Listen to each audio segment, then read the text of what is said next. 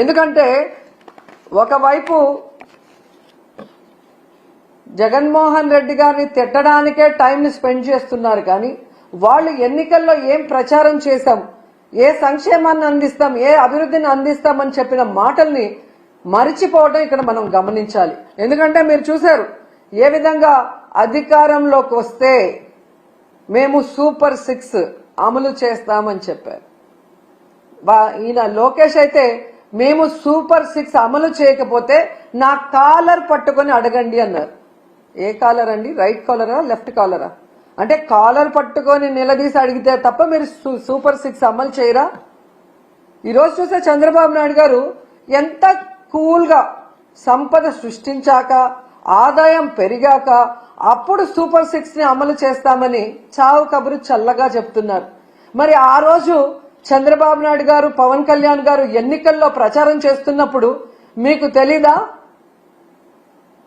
ఎందుకు ఆ రోజు ఇదే మాట చెప్పలేదు? మేము వచ్చాక సంపద సృష్టించాక ఆదాయం పెరిగితేనే సూపర్ 6 అమలు చేస్తాం, లేకపోతే చేయలేమని ఆ రోజు ఎందుకు చెప్పలేదని అడుగుతున్నా. ప్రజల్ని మోసం చేయాలన్న ఆలోచనతోనే కదా అబద్ధం చెప్పారు.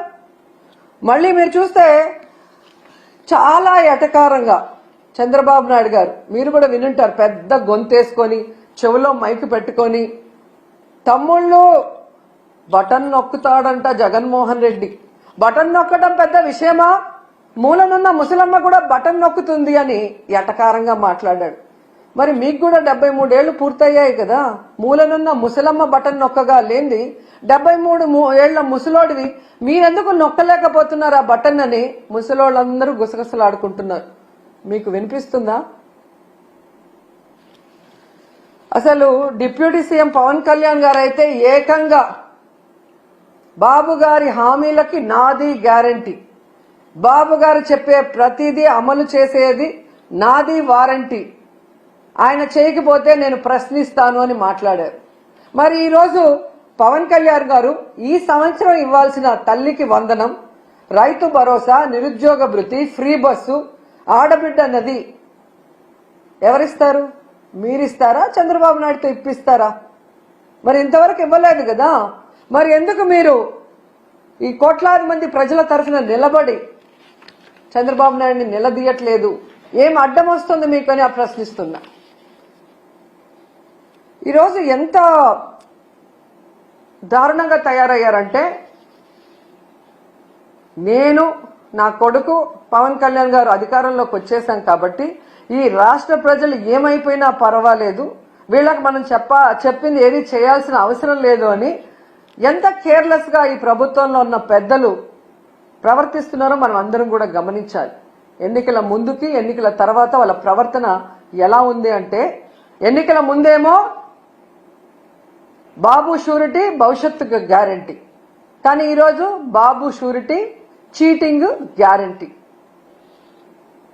సైకిల్ కోటేస్తే ఫ్రీ బస్ మీ ఇంటి ముందుకే వచ్చేస్తుంది, గ్లాస్ కోటేస్తే ఏ క్లాస్ ఉద్యోగాలు మీకు వస్తాయి, పువ్వు కోటేస్తే పువ్వుల్లో ప్రతి మహిళకి 1500 మీ ఇంటికి వచ్చేస్తుంది, కూటమికి ఓటేస్తే ప్రతి బిడ్డకి స్కూల్కి వెళ్లే వాళ్ళకి 15,000 మీకు వచ్చేస్తాయని చెప్పారు.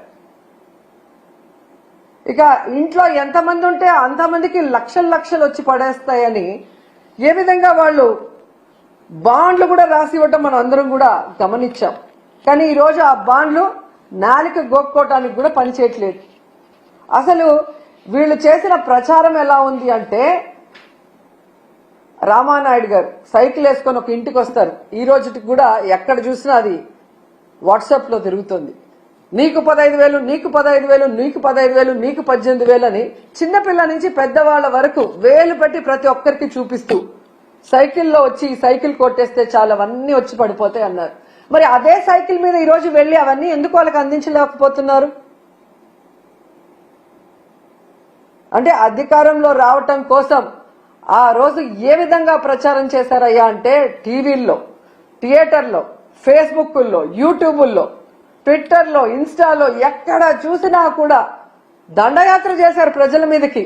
ఒకవేళ తెలుగుదేశానికో కూటమికో ఓటేయకపోతే ప్రతి ఇంట్లో ఉన్న మహిళ లక్షలాది రూపాయలు మిస్ అయిపోతుందేమో అన్నట్టుగా ఊదరగొట్టి ఈ రోజు మీరు చూస్తే సంపద సృష్టించాక ఆదాయం పెరిగాక మేము ఇవన్నీ చేస్తాము అని ఎంత చావు కబురు చల్లగా చెప్తున్నారు. ఇంకా గట్టిగా అడిగితే జగన్మోహన్ రెడ్డి గారి వల్లే ఇవన్నీ ఇవ్వలేకపోతున్నామంటారు. ఎంత సిగ్గుచేటో ఒకసారి ఆలోచించండి. ఈరోజు తెలుగుదేశం పార్టీ, జనసేన పార్టీ వాళ్ళ ఇంట్లో ఎవరికైనా జలుబు వచ్చినా, వాళ్ళకి తుమ్ములు వచ్చినా అది జగన్మోహన్ రెడ్డి గారి వల్లే అని చెప్పుకునే అంత దిగజారిపోయారనేది ఈ మధ్య కాలంలో టీవీలు చూసిన వాళ్ళందరికీ అర్థమై ఉంటుంది.